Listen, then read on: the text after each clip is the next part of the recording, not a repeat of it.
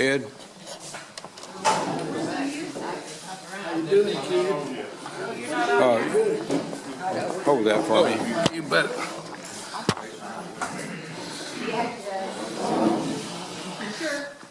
Good afternoon, evening, ladies and gentlemen. Is this on? Yeah. Okay. See the red lights? I did. Yeah, I forgot how it went Red before. lights mean it's ringing. I want to say first of all that I was asked by Jenna Nelson, who's in charge of this church's event coming up March the 2nd in this room. It'll be called Lord's Acre Sale and Celebration. Sale meaning we just now got a few of them up, a silent auction back there on those tables, about a dozen or 12 or 15 items for sale already up there with the art itself available. The item, they may not be art, but some of them are art, some of them are more practical use things, but they're all for sale in silent auction. And they'll all be sold March the 2nd, that evening here in this room. And so if you want to look those over and make a bid, be sure you also put your phone number beside it, because if you're not a member of this church and you don't contact somebody or leave your phone number on the bid sheet, nobody may know how to get in touch with you. I won't be the one handling that or anything, so the Jenna will probably be the one, and she probably doesn't know very many of the members of this organization. So look it over, and if you want to bid on something, put your name and phone number on the bid sheet there, and if you are the winner, you'll be called at that number. That was Jenna Nelson's announcement she wanted me to make. Now there's some interesting things back there. You're also welcome to be here on March the 2nd if you want to, because there will also be dinner served that night. I forget now what the price is. I think I heard $5. I don't know what the dinner is or anything, but there'll be a dinner here in this room. If you want to come and spring for dinner, you can do it here. And then we'll have the silent auction will be going on all during the evening. And in addition to that, there'll be other things like there'll be cake walks and things like that going up on stage. There'll be an actual live auction here of something, not the ones in the live auction or in the silent auction.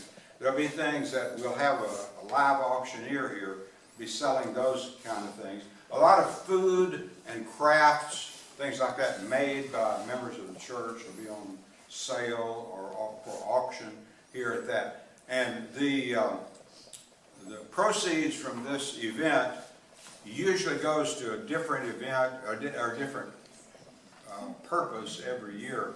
One year, I remember a few years ago, Ronnie Ellison, actually Ronnie kind of not only started this organization, the Native American Fellowship, some years back, but he also started the Lord's Acre event that we're still doing.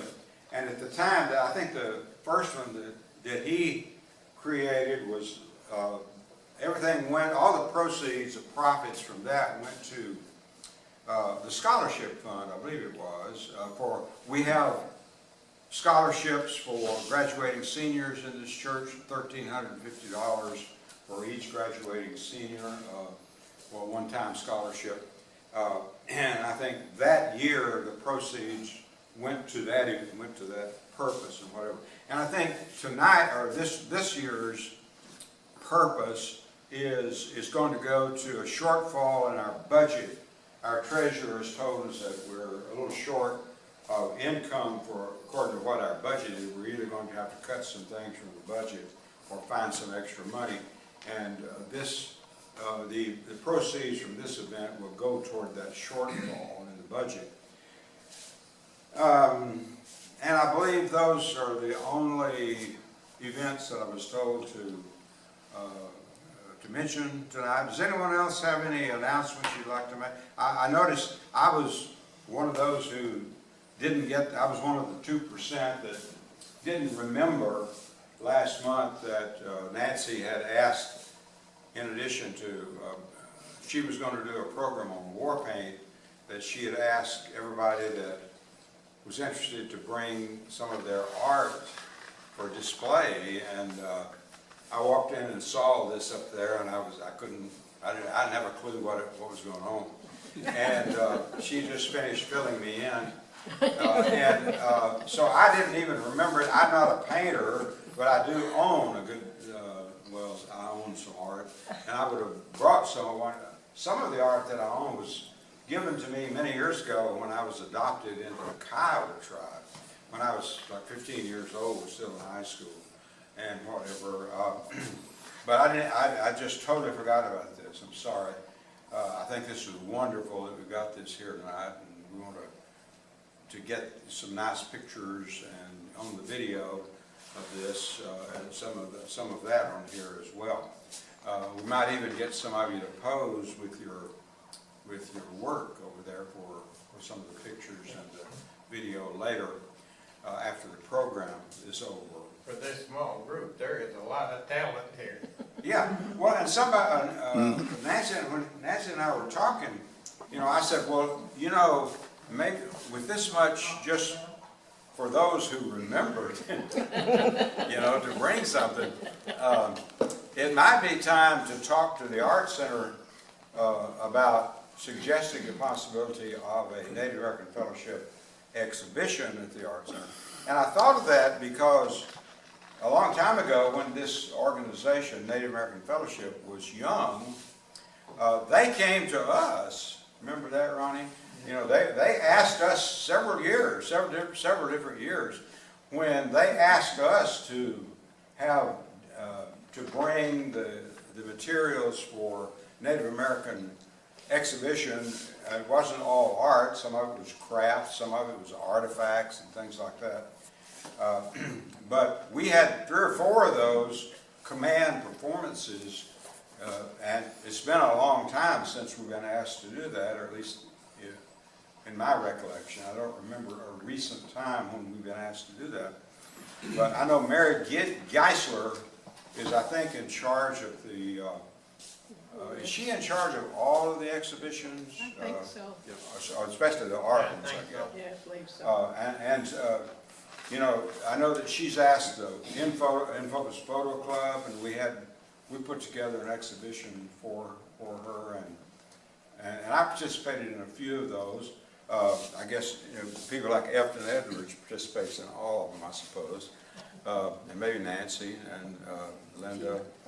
Some of you who are big on do a lot of that may have been asked a lot of times individually to participate in those things.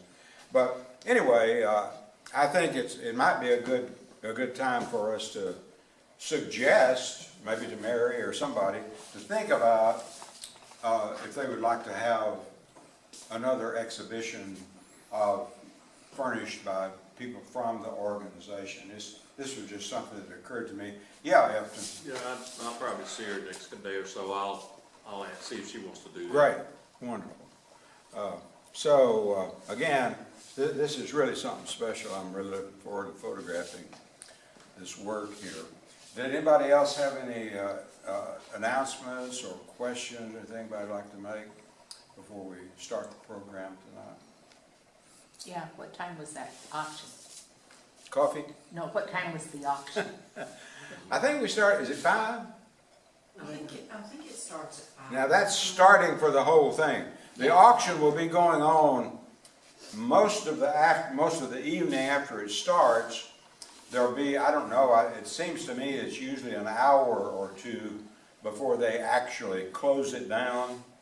So I would say if you get here between 5 and 6, unless you want to come for the dinner is probably soon after 5, I would imagine, not really sure of that. I'm sorry, I forgot to ask about that. And nobody asked me to plug the dinner, so I'm not failing anybody by not mentioning, but I know I have heard them talk about the dinner. And I think I heard $5. And somebody said $5 for the dinner, an extra $1 if you want a dessert. I don't know any more than that. And I can't even guarantee that, but I think that's right. If you came in between 5 and 6, say, I feel sure that the silent auction would still be going on. You might miss some of the the dinner, might miss some of the things that go on, like the cakewalk and things like that. And the live auction, I don't know exactly what time that auctioneer is going to be doing his thing, or even I think what the auctioneer generally sells is like the cakes that don't go into the cakewalk, the real fancy cakes and pies, and sometimes lunch boxes, like the old time box suppers and things like that, will be auctioned off live, not in the silent auction. So it'll probably go on from 5 to, I guess it would be at least 8 o'clock, something like that. By the time it'll be over, probably about 3 hours, something like that. If you're, and anybody from the public is welcome. You don't have to be a member of the church or anything like that. If you hear about it, you're invited. So that'll be going on March the 2nd, that door, this room, and whatever. So once again, are there any other announcements or questions anybody has? Okay, when Nancy gets done with her program, instead of, this group is not known for skedaddling when the program is over. Most of us like to hang around and visit a while. So I just want to make a point that I'm going to be, as usual, videoing the program and making some still pictures while Nancy is presenting the program. And as always, I will be putting the program on YouTube. And you know, those of you who are regular members know that I send out an email later after I get it processed and online with the link to find, if you want to watch it again, or send the link to somebody you know who didn't make it, and that sort of thing. It's easy for you to do that. Also, I'll just give you this clue. If you don't get the email, or if you later on decide, hey, I forgot I don't remember what I did with that link, I can't find it on my computer. Normally, if you just go to your computer or your phone, go to Google and put Native American Fellowship and the date of the program, or the presenter, in this case Nancy Whistler. If you put that into Google, usually what you're looking for will come up. I know Linda Fox and I have tried that out a few times. And I just, you know, she one time asked me, how do I find that program that I did 5 years ago on basket weaving or whatever it was? And I said, well, let's just try putting it in Google. You know, Linda Fox, Native American Fellowship, basket weaving, whatever that was. And presto, there it was, came right up. You know, I won't guarantee it'll happen that easily, that quickly every time, but it won't. I don't think it'll be difficult for you to find this one or any program that we've ever put online. You know, now technically speaking, it's on my personal YouTube channel, Joe Dan Boyd channel. So if you're ever wanted to subscribe to, or, you know, which means a subscription is free. If you want to subscribe to anybody's YouTube channel, you just go to it and click subscribe, and then they'll send you a notice every time something new is added, if that appeals to you, and want to get that kind of thing. But it's usually pretty easy to find an old program. Now, there was a time when we first started these programs that we weren't videoing the programs. None of us knew how to do it at that time. But after we started doing it, we have missed almost none. I'd say virtually every program that we actually had the opportunity to make the video. We did, and it's online. So there's a big library of them online. You might just try putting Native American Fellowship sometime if you were curious and to see what comes up, what all comes up. You know, I don't think there's any other organization by that name, at least not in this area. And when we first started this, when Ronnie started this organization a number of years ago, we called it Native American Fellowship of Northeast Texas. And we just dropped that. We just call it Native American Fellowship now. We're Native American Fellowship of the planet Earth now. Nancy, let's begin the program, and we'll video you, and then afterward, if those of you want to hang around, we'll get some pictures of you with your work, with your artwork. Okay, thank you all for coming. My goodness, I'm so proud of everybody. Look at us, I'm just so excited. Anyway, I wanted to introduce my cousin, Carolyn, who came here for the first time. She's Sack and Fox. She's my dad's sister's daughter. And my best friend, Sandy, and they came for the first time, so thank you. Anyway, so I got kind of interested in researching about face paint and body paint. When I was painting, you know, we all started out copying things from Indians because most of us have a model to go out and just, you know, paint the things that we do. So we start by copying sometimes. So when I decided I kind of wanted to branch out and do some things on my own, I wanted to find out, well, what marks am I putting on and why am I putting it, you know, what does it mean? And so I kind of got a little interested. So when Joe Dan was looking for somebody to do something, I said, well, maybe I can talk a little bit about this. So anyway, I did some research and put it together, and I'll talk about it. Some of the things I think you might find interesting, especially being fellow artists. Okay, for thousands of years, cultural groups all over the world have participated in ceremonial face painting. Native American tribes, other than the Cherokee, did not develop a language, a written language, so this was a form of their communication. Not only as an act of social distinction and cultural heritage, but also a significant aspect of their spiritual ceremonies. Face painting traditions, customs, colors, and designs have been passed down orally through storytelling, or traditions also have been documented by white explorers and journalists who may not have accurately recorded the true meaning of the colors and designs. Face painting, whether war paint, ceremonial, religious, or for daily use, was unique to the tribe as well as to the individuals. So very few generalities can be made. However, a common link between nearly all Native American tribes was the brotherhood with nature, the earth, animals, and the belief that natural materials used in making paint also have the ability to impart animating powers to the paint, which would be transferred to the recipient. If paint was applied to an object, it became a person. Likewise, paint applied to a person transformed that person with the gift of extraordinary powers, such as courage, strength, stealth, and health. So the reasons for painting, for war paint, body paint, face paint.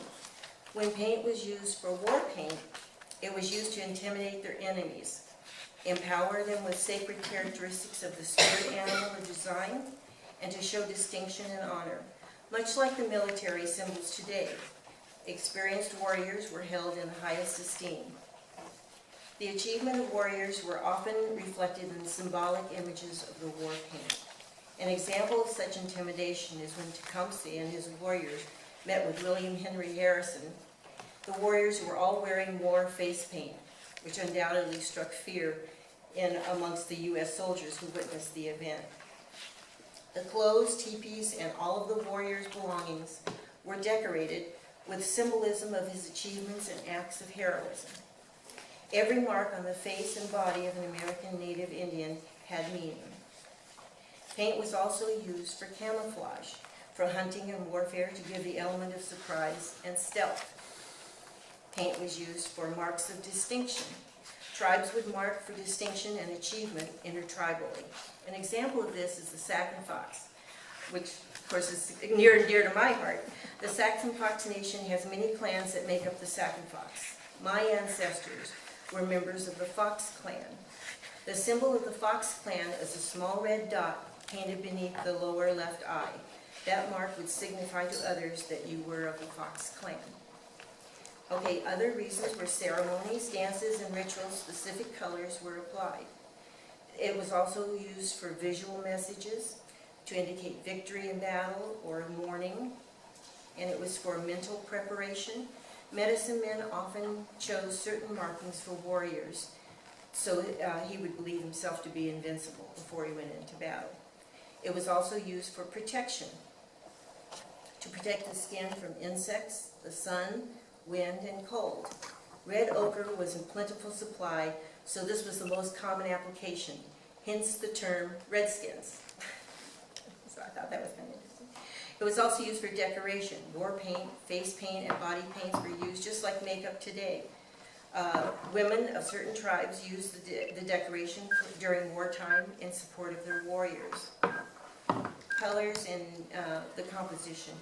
Among the various tribal nations, specific colors were used symbolically. Several of the colors have universal meanings with some tribal variations. However, the individual had a kaleidoscope of paint colors and special meanings portraying secret mystical messages or visions. The individual was unique. The general meaning of colors. Red symbolizes war, blood, strength, energy, power, and success, but it also symbolizes happiness and beauty. Black was perceived as a living color. It was very aggressive color, and it meant strength and victory. Worn on the face for war, or worn after war to signify victory, which may be applied by the warrior before returning home to camp. If he was victorious, he might put something black on him to show that he won. White symbolizes mourning, peace, and purity. Yellow was the color of death. It indicated that the wearer was heroic. He had led a good life and was willing to fight to the death. It also indicated intelligence. Blue symbolizes wisdom and confidence. Green symbolizes endurance. It also is associated with harmony and has a great healing power and is believed to improve vision. The composition of colors. Native Indians made a war paint from the natural resources that were available to them to make different color dyes and pigments. Paint in its simplest form consists of ground up pigment suspended in some sort of liquid or binder such as urine, spit, egg yolks, animal fat, and blood. Sounds... Okay, black is a mixture of coal and charcoal mixed with spit and animal fat and wild grapes. White mixture might be of clay, limestone, ground gypsum, eggshells, or seashells. Yellow was produced from the bixa plant, made into a paste, also made from some internal organs of the buffalo, such as the gallbladder. We know they like to use everything, so. Green was produced from moss or algae, flowers, or berries. Blue produced from duck manure, clay, oxides, powdered azurite, lapis, sunflower seeds, and flowers. Purple was produced from coneflowers, blueberries, and hibiscus. Red was produced from red clays, roots, berries, bark, and beets, plants such as red root trees. When the root is crushed, it bleeds a reddish dye. Prayers were offered over paint while it was stirred and were believed to transfer special blessings and power to the wearer. Once colors were created, dried, and crushed into a powder, the paints were stored in a small buckskin bundle and then placed into a larger decorated bag, which contained an applicator and sometimes a small mirror. Native American Indians first smeared their bodies with buffalo or deer fat, then rubbed the paint on. To add additional power, the paint might be applied by a medicine man or shaman. War paint was applied with the fingers, animal bones, sticks, or grasses. Plain Indians used a spongy bone from the knee joint of the buffalo, which held paint as much, just like the modern pen holds ink. The paint was applied either dry or mixed with buffalo tallow, bear grease, or water to achieve the desired effect. Songs were often sung while paint was being applied. Face and body paint was an essential component of Plains culture. Plains warriors painted their faces with protective colors and patterns before engaging the enemy. This is where the term war paint originated, because Plains warriors deemed the paint as protection. He painted his body and horse as well. Some examples of symbols and designs. A hand symbol indicates a warrior has been successful in hand-to-hand combat. A zigzag line symbolizes lightning, which is believed to add power and speed to the warrior or his horse. And this happens to be one of the first ones that I copy to try to paint, and this came up as probably the best example of face painting. And you can see this was a precursor to a Navy SEAL.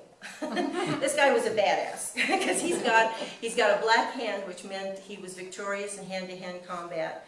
He's got the zigzag across his forehead, which meant he was getting power for this. And all he's missing is the yellow paint, which meant he was going to fight to the death. But I guess you can assume he would. Okay, a bear symbol signifies courage, physical strength, and leadership. Beaver signifies determination and strong will. Buffalo indicates sacred life, great strength, abundance, and gratitude. Coyote is a cunning trickster. Deer is gentleness and grace. Dog, loyalty. Eagle, divine spirit, creation, and freedom. Fox, anticipation, observation, and stealth. Horse, mobility, stamina, strength, and power. A snake is healing and rebirth. Turtle, good health and long life. And a wolf, direction and leadership.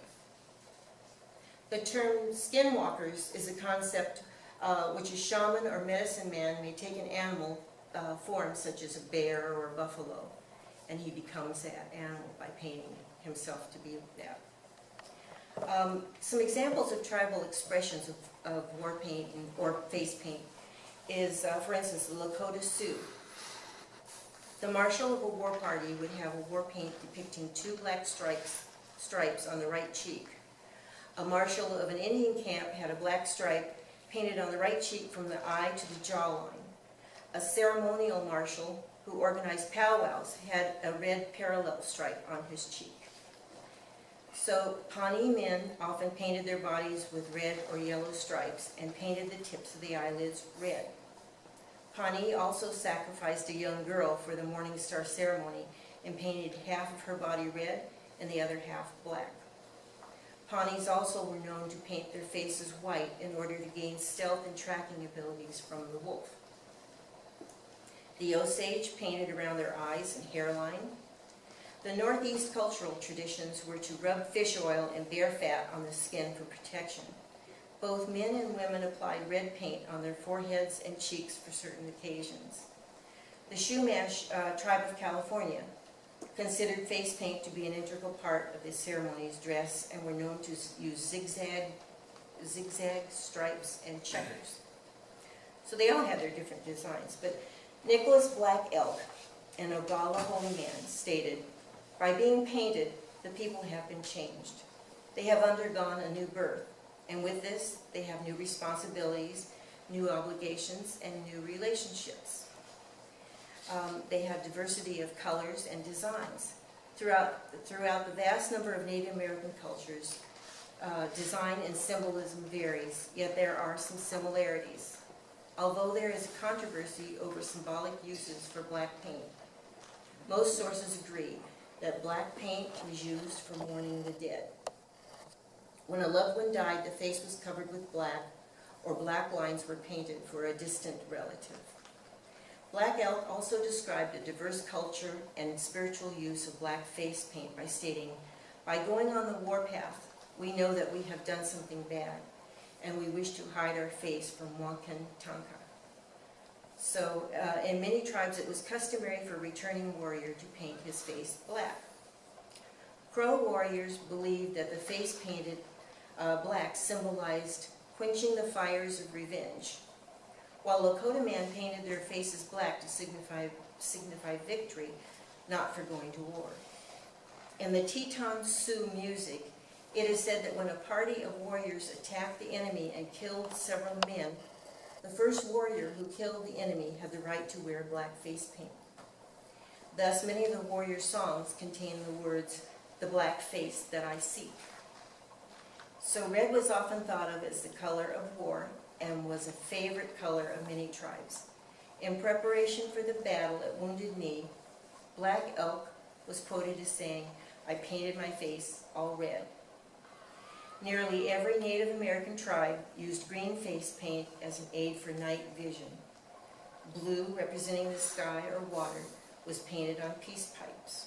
white represented peace or peaceful endeavors on that.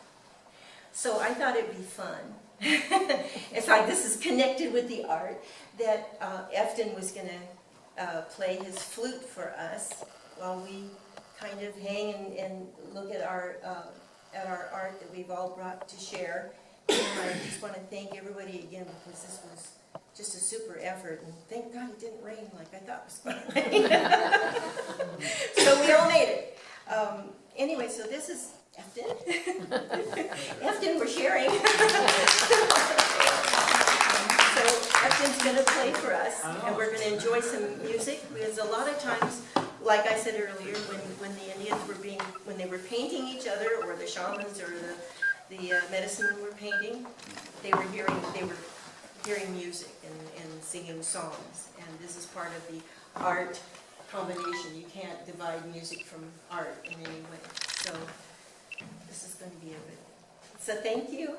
Anyway, that was it.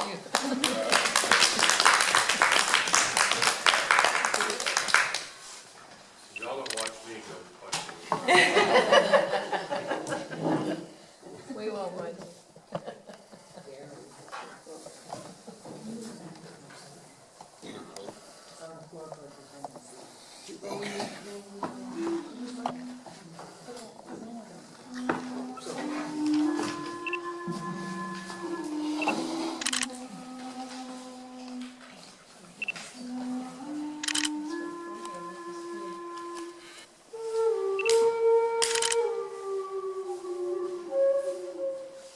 Little out of practice, excuse me. That's all right.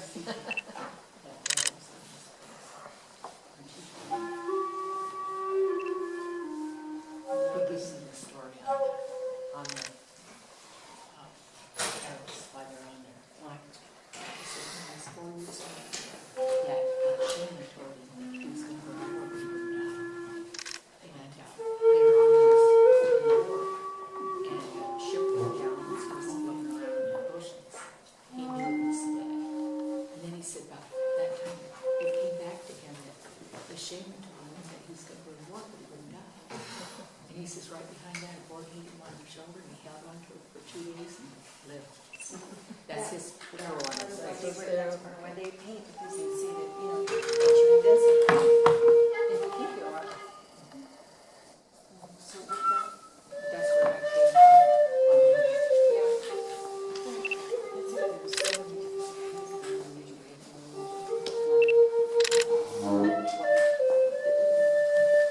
I was curious when they read the red, because he used to see what red came out.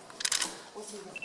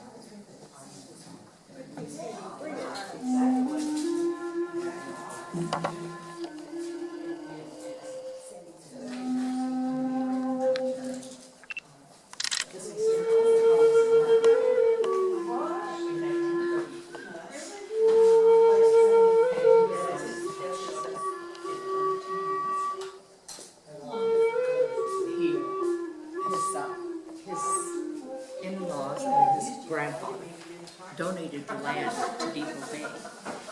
And Depot Bay ordered and his last name's they named it after his grandfather because he donated the land.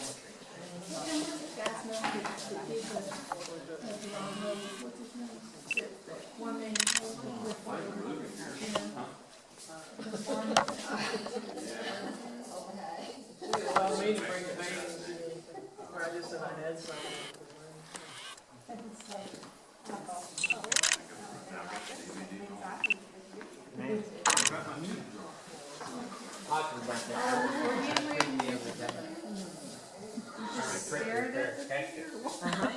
Yeah, you look like you was looking at music. And they use, To use was it for- really high standard. And it says you can tell if the red bud has been up, so there'll be a white residue left on the prickly pear cactus. Wow. And it says Your bird. that they spent hours picking and flipping the bugs up to get the red out, but it was the perfect red.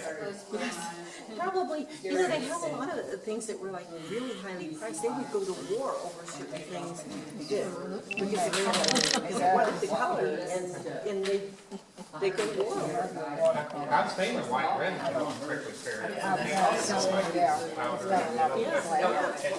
And I just figured it's some kind of fungus, it's the residue From the, from the little red bug. yeah, I'm gonna take a picture of my painter. They did such a good job, not just everybody. With quilts and with painting and my dad was, he was a signer.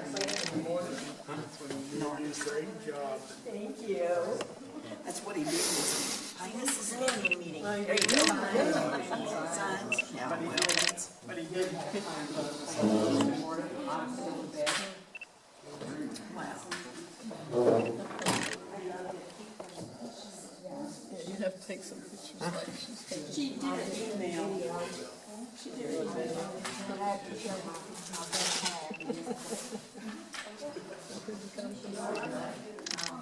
I figured she'd try to get her back in. I figured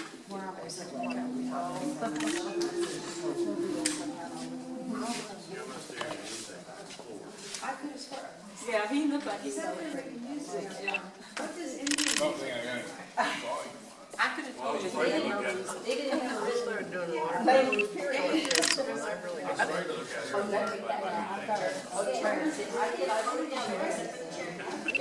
She just started. It's called. So you just got to get home to get to Christmas. They were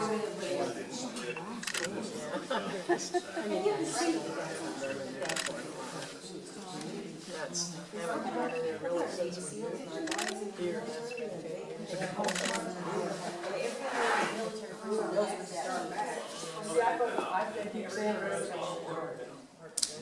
And I asked, how do you guys get agents? They said, they communicate through jaundice. It's well, that was one of the, see, I had to find it.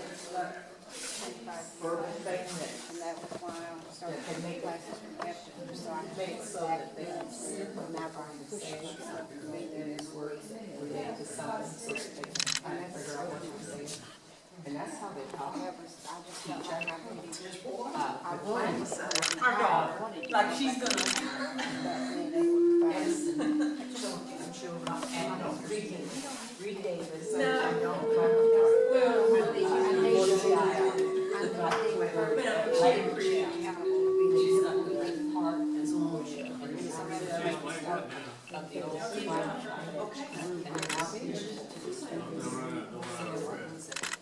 Because he was the only one willing to do it. But I felt he moved while he was ladies, senior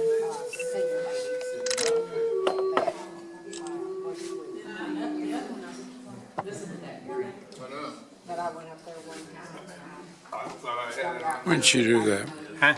When did she do that? And so instead of being encouraged, I got discouraged. It was a couple of years before we moved from Tennessee. How long ago was that? Well, we moved 11 years ago. But, yeah, not quite 11. This is a Cherokee? The story behind that, that's colored pencil. That's colored pencil. Is that Cherokee? Yeah. But she painted her. Colored pencil meaning those Crayola type. When you say colored pencil, those Crayolas with lead in them. No, it's Prismacolor pencils. It's a high-dollar Prismacolor pencils, artist pencils. When she entered that, she used to paint with a group of ladies, and 2 weeks, there was 608 artists entered the show in Nashville. These ladies, they entered the show every year, and some of them usually won ribbons. Ellie won several with her different paintings. She entered this one. I told them ladies, I says, don't expect to get a ribbon this year. You told, you mean, told the other lady. I says, you do not have a snowball's chance in hell. Well, why not? I told them who the judge was. Who was it, you? No. No, this lady, she came out of New York City to do the judging. But she was well known. If you could recognize anything in the picture that even resembled anything that you could recognize, it wasn't a painting. Now, if you stood back and threw handfuls of just gobs of crap at a canvas, it was beautiful. When it's all said and done, she got the People's Choice Award with this picture. And So the judge had nothing to do with it. No, the judge had nothing to do with that. But she was the only one that got a ribbon. That of anything you could recognize. I just grabbed a couple of these. I mean, Yeah, I really like that. And you know, it is a Cherokee representation as far as, you know, she intended it as a Cherokee. I thought she did And so then I started putting money back to buy the brothers. Who did that one? Who did this one? Ellie did. Did she not sign this one? She may have signed it in there somewhere, may not. I looked for the signature on it. I didn't see one. She didn't like to sign her pictures. There's a little, looks like Ellie there. Yeah, there it is, right there, just Ellie. She doesn't. She wants to be the mystery artist. Down there at the bottom, real. Yeah, I saw that one. Yeah. But it's really interesting when you start studying about this. If you have wind, if it's 70 degrees, that's the perfect temperature. If it's cold,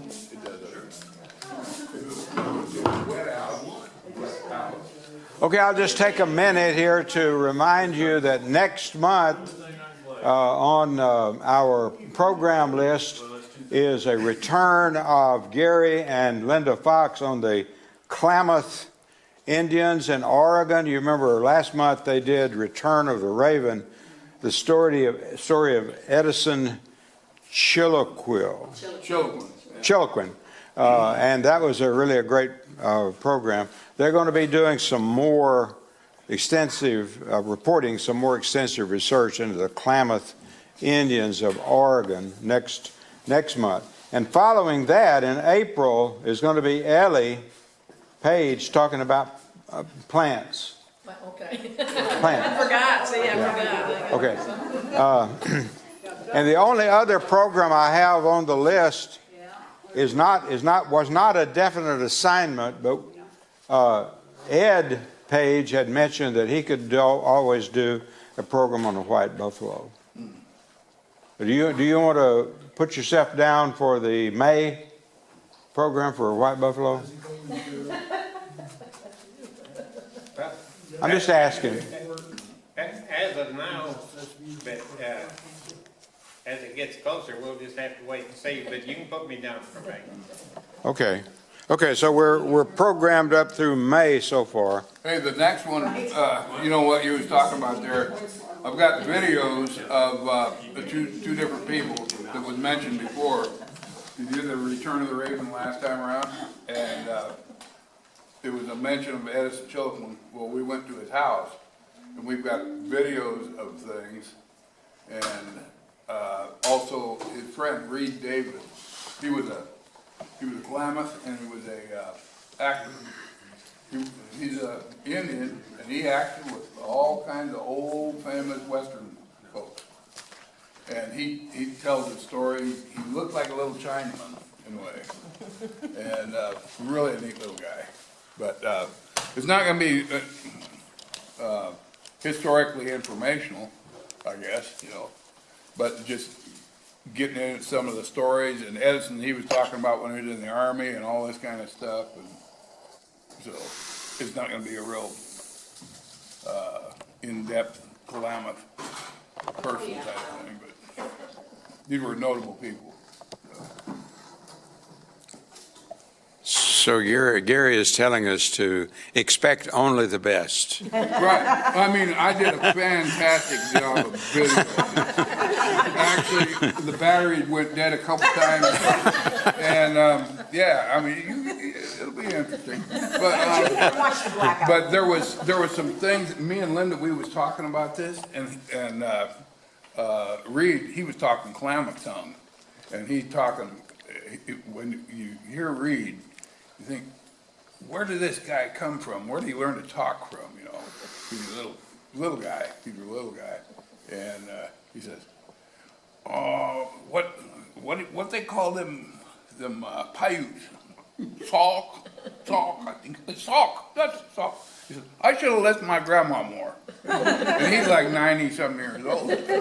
You get a charge out, and he lived in this little house. It's about as big as a bathroom over there. Really.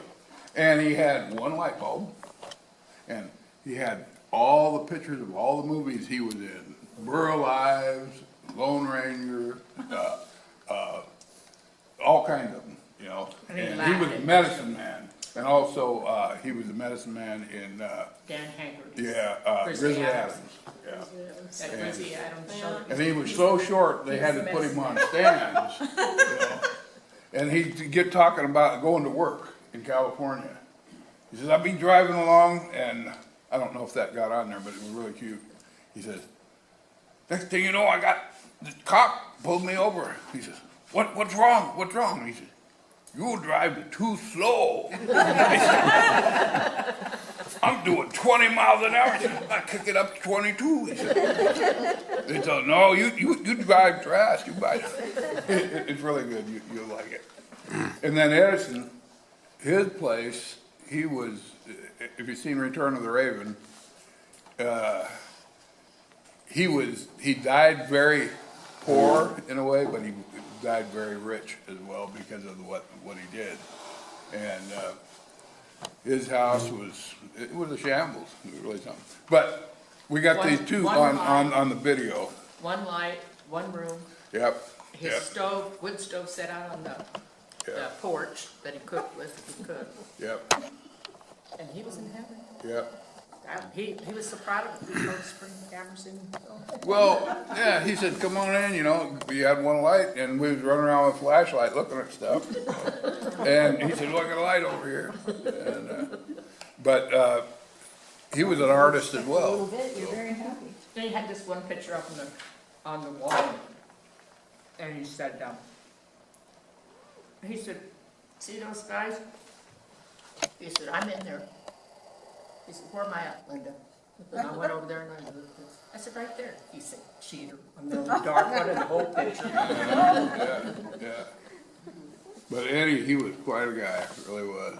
And I picked him up on the road one day in Chilquin, and they said, well, I asked, where's Edison live? He said, oh, he lives up on the hill up there. So I'll go up on a hill, I'm driving around, and he ain't around, and see this old man walking down the road, you can see him over there with his branch. And I figured, well, I'll go check it out. It was Edison. And I said, Edison, how you doing? He said, oh, pretty good. He says, I'm going down to get some ice cream at the store. He said, see this? This is genuine Indian walking stick. This branch. I said, well, jump in, bud. We'll go on down there. He said, yeah, they make good ice cream down there. He says, I got to have some of that every now and then. And at any rate, him and Reed, they mowed lawns together and this and that and the other. And he liked his horses and all this stuff. So, but you get to know Edison. He was a real different flavor of an individual. It really was. He said he got kicked out of the city council. Yeah, they claimed he goes and sleeps. They told me I was sleeping, that it didn't do me any good to come because I just slept. He said I wasn't sleeping, I was thinking about what they were talking about. That's what my kids always said, I'm listening. You're right. Afton, hold your flute up. Tell us, is this one you made? Yeah, Look at that beautiful buffalo on that. yeah, I carved that out of honey pine. And it was a kit, but you have to do a lot of work to it. Part of the internals, you have to tune all these different holes. The diameter determines the note, and the length of it determines the overall note that it plays in. I think this is an F. And this is made out of walnut, cherry wood, and then this little piece here is made out of bloodwood. And of course, this is a leather strap that holds the bird on there. And it's pretty intricate inside here. That, of course, you blow in here. It goes in a hole right underneath here, underneath this piece of wood, and it comes out here. And there's a little edge that air hits and makes the sound. It's interesting how they work. If you look it up on Google, you'll see. They'll show you how the thing works, but it's a pretty interesting little instrument. What I think is interesting about it is that buffalo that's sitting up there is called the bird. Yeah, that's the bird. All most flutes are not birds.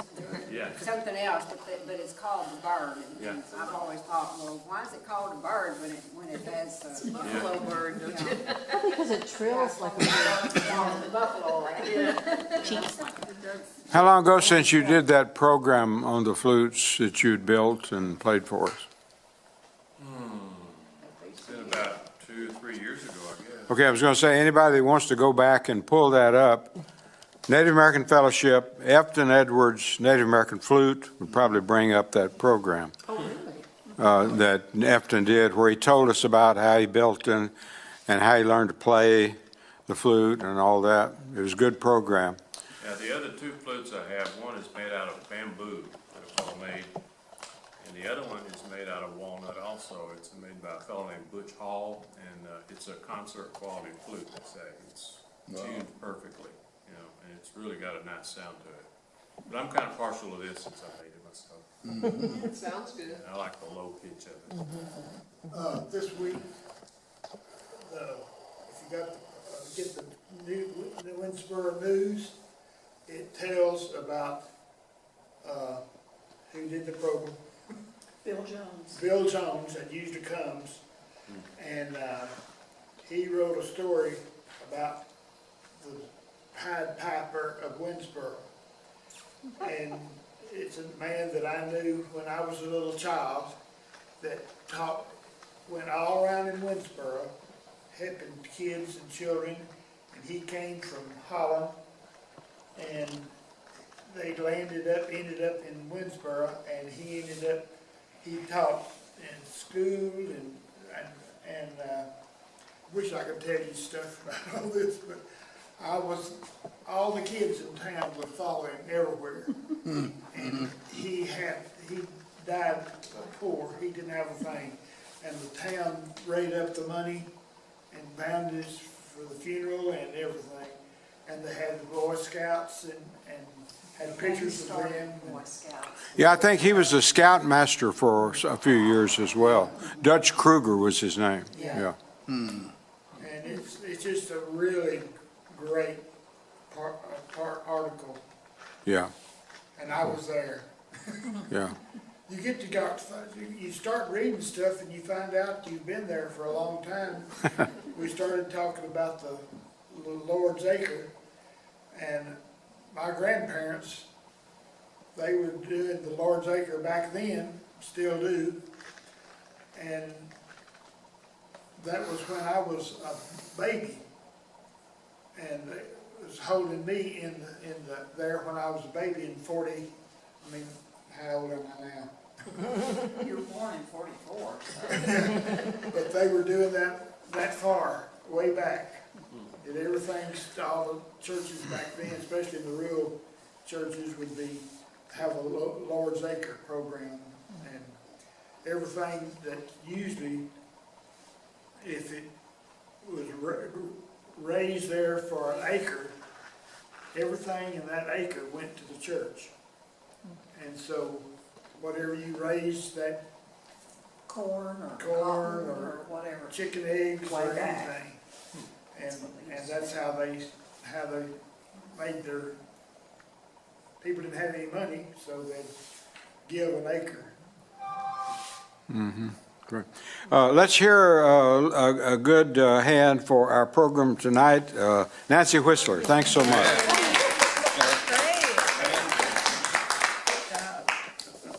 If it weren't for us artists, there wouldn't hardly be anybody here. What happened?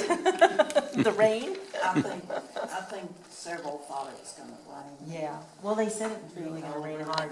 I was worried about all this, bringing our stuff in. But thank you. Gary's my art.